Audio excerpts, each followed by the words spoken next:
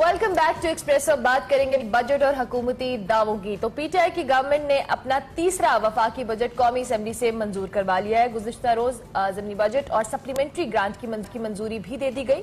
Government ने finance bill में दूध पर 10% सेल्स टैक्स बरकरार रखने का फैसला किया है, जबकि 5 मिनट से जायद मोबाइल फोन कॉल पर 75 पैसे एफडी लागू होगा। और इसके साथ साथ कौमी असेंबली के इजलास के हवाले से बात करें तो वजीर खजाना शौकत तरीन साहब ने दावा किया है कि 74 सालों में पहली मर्तबा गरीबों के लिए रोड मैप दिया गया है। बिल्कुल, और इसके हवाले से उन्होंने ये भी कहा कि वजीर आजम जिस रोड मैप को इमरान खान ने भी सराहा है और इस पर खुशी का इजहार करते हुए कल उन्होंने न सिर्फ इमरान खान साहब ने अपनी मुआशी टीम को दाद दी, बल्कि उन्होंने कहा कि यह बजट मेरी विजन के मुताबिक है। इमरान खान साहब के अल्फाज को कोट कर रहा हूं, हुकूमती दावे अपनी जगह, लेकिन बजट के बाद दूसरी मर्तबा पेट्रोलियम मसनूआत की कीमतों में इजाफा कर दिया गया है। हुकूमत इसकी वजह इंटरनेशनल प्राइसेस के अंदर इंक्रीज बताती है। पेट्रोल की कीमत में 2 रुपए, अच्छा ये जिन्होंने कल रात को नहीं सुना उनको मैं बता रहा हूं व्यूअर्स को, पेट्रोल के अंदर 2 रुपए और डीजल की कीमत में 1 रुपए 44 पैसे इजाफा हो गया। अब जब भरवाने जाएंगे तो थोड़ा महंगा पड़ेगा आपको। पेट्रोलियम मसनूआत महंगी करने पर मामले खसूसी बराए सियासी उमूर शहबाज गिल ने ट्विटर पर बताया कि इंटरनेशनल मार्केट में कीमतों में इजाफे की वजह से ओगरा ने पेट्रोल की कीमत में 6 रुपए 5 पैसे फी लीटर, जबकि डीजल की कीमत में 3 रुपए 44 पैसे इजाफे की तजवीज दी थी। ताम वजीर आजम ने आवाम का ख्याल रखते हुए इस कमी को ज्यादा, इस इजाफे को ज्यादा नहीं किया और सिर्फ 2 रुपए तक कुछ पैसों तक महदूद रखा।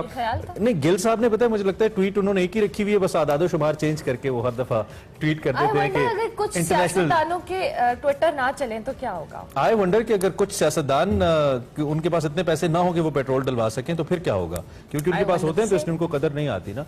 खैर, इस वक्त डॉक्टर आबिद क़य्यूम सुलैरी हमारे साथ मौजूद है, हुकूमती मुआशी टीम का भी हिस्सा है और प्राइम मिनिस्टर की उस विजन का भी हिस्सा है जिसका कल बार बार प्राइम मिनिस्टर ने तज़किरा किया।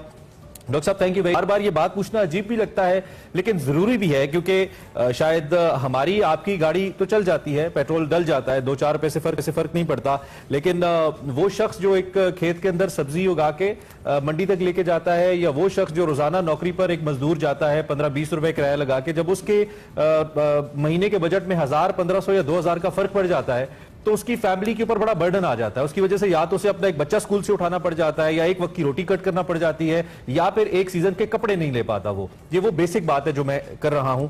हुकूमत को लगता है कि जी 6 रुपए बढ़ाना था, सिर्फ 2 रुपए बढ़ाया, लेकिन प्रेशर तो आम आदमी पे पड़ता है, सोल्यूशन अभी तक नहीं आ रहा है और महंगाई बढ़ती जा रही है। डॉक्टर साहब जी, मेरा ख्याल है कि हम आपके इस प्रोग्राम में एक से ज्यादा दफा ये बात कर चुके हैं कि पेट्रोलियम प्रोडक्ट की कीमत में जब तक इंटरनेशनल मार्केट में इजाफा होता रहेगा, पाकिस्तान में उसका इजाफा जो है वो नागुज़ीर है, वो हो रहा होगा।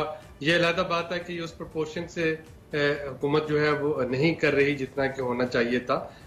अभी जो अगस्त के सौदे हो रहे हैं, जो आज का रेट है वो $76 पर बैरल है।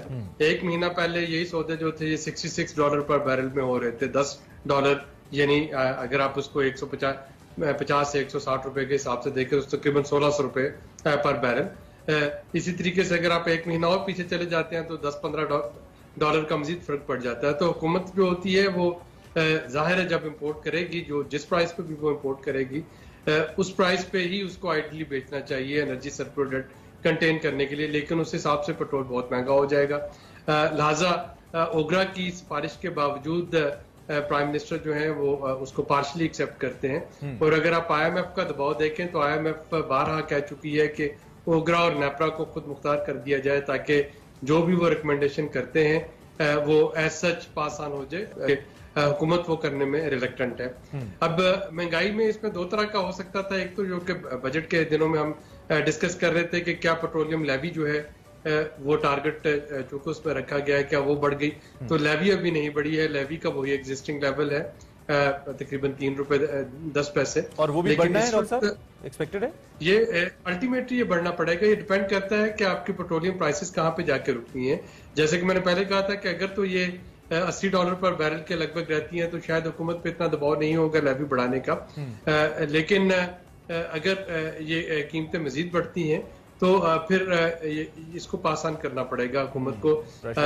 और फिर जारी बात है बिजली भी महंगी होगी फ्यूल कीमत में, तो बिजली में भी फिर स्लैब जो है वो बढ़ाने की तजवीज है कि बिजली के स्लैब बढ़ा दिए जाएं और वो जो लोअर क्वांटम है उनको सब्सिडी जो है वो दी जाए। अच्छा डॉक्टर साहब, लास्ट टाइम भी जब हमारी आपसे बात हुई थी तो आपने एक हमें इंफॉर्मेशन कह लें या मशवरा भी कह लें, आपने हमें बताया था वो ये था कि टारगेटेड लोगों को, ये आपने एक एग्जांपल दी थी कि एक शख्स जो प्राडो चला रहा है और एक शख्स जो बाइक चला रहा है या रिक्शा चला रहा है, उसको उसकी पेट्रोलियम प्राइस में भी फर्क होना चाहिए। हुकूमत ने कोई काम किया इसके ऊपर कि पेट्रोल पंप्स के ऊपर या तो डेडिकेटेड स्टेशंस लगा दिए जाए कि जो बाइक वाला है वो उस स्टेशन से डलवाए, उसे सस्ता मिलेगा, और बड़ी गाड़ी वाला या अच्छी गाड़ी वाला दूसरे से डलवाए जिसको नॉर्मल प्राइस पे मिलेगा। इस पे कुछ काम हो रहा है? ये अच्छी तजवीज थी। देखिए, इस पे बेनजीर इनकम सपोर्ट प्रोग्राम के जो नई सोशो इकोनॉमिक रजिस्ट्री जो कंपाइल हो रही है NSCR में, उसमें पूरे पाकिस्तान में जाके ये डाटा इकट्ठा किया जा रहा है। आई होप कि ये जुलाई के एंड तक या अगस्त तक हुकूमत के पास ये तमाम एक रियलिस्टिक दादोशुमार जो है वो मिल जाएंगे। तो इस वक्त घर घर जाके जो एहसास की टीम्स हैं वो लोगों का उनके वेल बीइंग सर्वे उसको कहा जा रहा है, खुशहाली सर्वे, तो वो खुशहाली सर्वे कर रही हैं और उसके मुताबिक जो भी फिल्टर उसमें लगाए जाएंगे आपके पास एक बड़ी क्लियर पिक्चर आ जाएगी कि किस शहर में कितने % लोग हैं जो कि किस इनकम लेवल से नीचे हैं, और फिर उन तक आप टारगेटेड सब्सिडी जो है वो पहुंचा सकेंगे, या तो वो डायरेक्ट कैश ट्रांसफर की शक्ल में हो या वो किसी और शक्ल में हो। इसकी एक से ज्यादा मोडालिटी हो सकती है, लेकिन इसमें जो पहली हर्डल थी वो थी डाटा, और डाटा की कलेक्शन जो है वो पंजाब के फॉर एग्जाम्पल अगर मैं आपको बताऊं तो मेरी नॉलेज में है कि पंजाब में 70% से ज्यादा डाटा जो है वो इकट्ठा किया जाता है। जी, तो ये पिछले 1.5 साल से ये डाटा इकट्ठा किया जा रहा था। बल्कि ये जो कोविड की जब पहली लहर आई थी तो जो पैसे कुछ लोगों को घर बैठे SMS मौसूल होना शुरू हो गए थे कि जी आप जो है क्वालिफाई कर रहे हैं और आप आके पैसे ले जाएं अपना बायोमेट्रिक करवा के। एहसास का तो खैर मेरा जाती तजर्बा भी रहा है। अब मैंने अपने आसपास लोगों को देखा है जो गरीब फैमिलीज थी। Ehsaas is been a success story, इसमें कोई दो राय नहीं है। और बाकी ठीक है, कमियां कोताहियां हर जगह पे होती हैं, लेकिन ओवरऑल हमने देखा है कि इसका काफी लोगों को फायदा हुआ है। We must appreciate. एग्जैक्टली। अच्छा डॉक्टर साहब, फाइनेंस बिल में गवर्नमेंट ने दूध पर 10% जो सेल्स टैक्स है वो बरकरार रखने का फैसला किया है, जबकि 5 मिनट से ज्यादा मोबाइल फोन कॉल्स पर भी बात कर रहे थे 75 पैसे जो FAD लागू होगा। तो ये कितने अवाम दोस्त फैसले हैं आपके नजदीक गवर्नमेंट के? देखिए, दूध पे डेयरी प्रोडक्ट्स पे पिछले काफी अरसे से तजवीज चल रही थी कि उनको जो सेल्स टैक्स, जो नॉर्मल सेल्स टैक्स है उसमें ले आया जाए। इस वक्त भी अगर आप देखें तो पहले वाले जो फाइनेंस बिल में तजवीज थी उसके मुकाबले में उसमें रिडक्शन हुई, इजाफा जो है वो नहीं किया गया। असल चीज ये है कि हुकूमत की चादर को आप देखें ना, रेवेन्यू तो वही है। अब या तो सारे टैक्सेस जो हैं वो एडमिनिस्ट्रेटिव मैयर से ले लिए जाएं, या सारे टैक्सेस जो हैं वो इनडायरेक्ट ले लिए जाए, या डायरेक्ट उस पर टैक्स लगा लिया जाए। रेवेन्यू तो किसी न किसी शक्ल में पूरा होना है। अब ये तो बिल्कुल नहीं हो सकेगा कि रेवेन्यू पूरा करने की कोशिश जो है वो ना की जाए। दूध की ये प्रोसेस मिल्क की बात हो रही है। अब प्रोसेस मिल्क में अगर हम देखते हैं जो टेट्रा पैक में दूध आता है, मैं इस बात को तस्लीम करता हूँ कि जब उसका रेट बढ़ेगा तो खुला दूध भी ग्वाला जो है उसको बढ़ा देगा। एक टेम्पटेशन होगी कि उसका रेट बढ़ जाए, लेकिन खुले दूध पे तो किसी किस्म का कोई GST नहीं है। अच्छा, और हमें यही चीज समझ नहीं आती। हमारी वजीर इत्तलात फवाद साहब से जब बात हुई तो उन्होंने कहा था ये दूध पे टैक्स नहीं है, उसकी पैकिंग पे टैक्स है, लेकिन जो खरीदता है वो पैकिंग समेत ही खरीदता है, तो ऑब्वियसली उसकी जेब से तो ज्यादा ही पैसे जाते हैं। तो लॉजिक समझ नहीं आती। खैर, लेकिन हम ये देखते हैं ना कि कितने % कंज्यूमर हैं जो कि आपके टेट्रा पैक वाला मिल्क जो है वो इस्तेमाल करते हैं। मेरा अगला सवाल आपसे, आपने जो कहा ना कि रेवेन्यू तो बढ़ नहीं रहा, तो क्यों नहीं बढ़ रहा रेवेन्यू? एक जानिब हम कह रहे हैं कि मईशत की, मैं ये कह रहा हूँ कि रेवेन्यू पूरा करने के लिए हुकूमत को कहीं ना कहीं पे तो टैक्सेस लगाना होंगे। जी, मैं डॉक्टर साहब उसी हवाले से पूछना चाह रहा हूँ कि एक जानिब कल प्राइम मिनिस्टर ने कहा कि हमारी जो कंस्ट्रक्शन इंडस्ट्री है वो बड़ी बूम पे चली गई है, सीमेंट सबसे ज्यादा फरोख्त हो रहा है, बाइक सबसे ज्यादा बिक रही हैं, इकोनॉमिक एक्टिविटी बढ़ रही है। दूसरी जानिब उन्होंने कहा ज़राअत सबसे अच्छी हो गई है। तीसरी जानिब उन्होंने कहा कि 2.5 बिलियन रेमिटेंसेज आ गई हैं हमारे ओवरसीज पाकिस्तानीज। ये तो सारे बड़े अच्छे मैक्रो इंडिकेटर्स हैं, उसके बावजूद फिर हम रेवेन्यूज या कम से कम गरीब को देने के लिए फिर हमारे पास रेवेन्यूज क्यों नहीं है, क्यों नहीं बढ़ रहे अगर मईशत बेहतरी की जानिब जा रही है? लेकिन मईशत बेहतरी की तरफ जा रही है। आपने कल अपना 4.7 ट्रिलियन का जो रेवेन्यू टारगेट था वो हासिल कर लिया, बल्कि थोड़ा सा उससे ज्यादा हो गया। इस साल का जो टारगेट है 5.8 ट्रिलियन, हुकूमत उसको हासिल करने की पूरी कोशिश कर रही होगी। मैं सिर्फ ये कह रहा था कि वो जो रेवेन्यू हासिल करना है, या तो आप उसको डायरेक्ट जो है इनकम पे टैक्स लगा लें, या आप उसको इनडायरेक्ट मेजर से ले लें।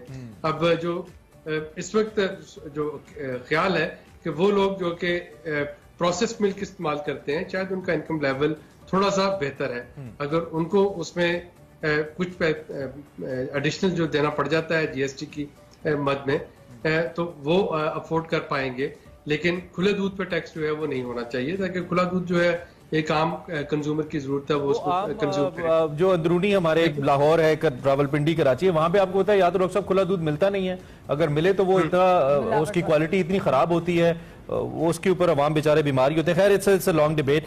थैंक यू वेरी मच, आपने इनिशियली अपने रिमार्क्स हमारे पहुंचाए, अपना तजिया दिया। इंशाल्लाह किसी और नशिस्त में जरूर कोशिश करेंगे कि हम मजीद इस पर बात करें। हमारे साथ डॉक्टर आबिद क़य्यूम सुलहरी साहब मौजूद थे, हमारे मईशत, जो कि वज़ीर आज़म के विजन के मुताबिक मौजूदा बजट के ऊपर इज़हार ख्याल कर रहे थे। ठीक हो गया जी, इसी नोट पर ब्रेक लेते हैं, ब्रेक के बाद हाजिर होंगे। आप देखते रहिए एक्सप्रेसो।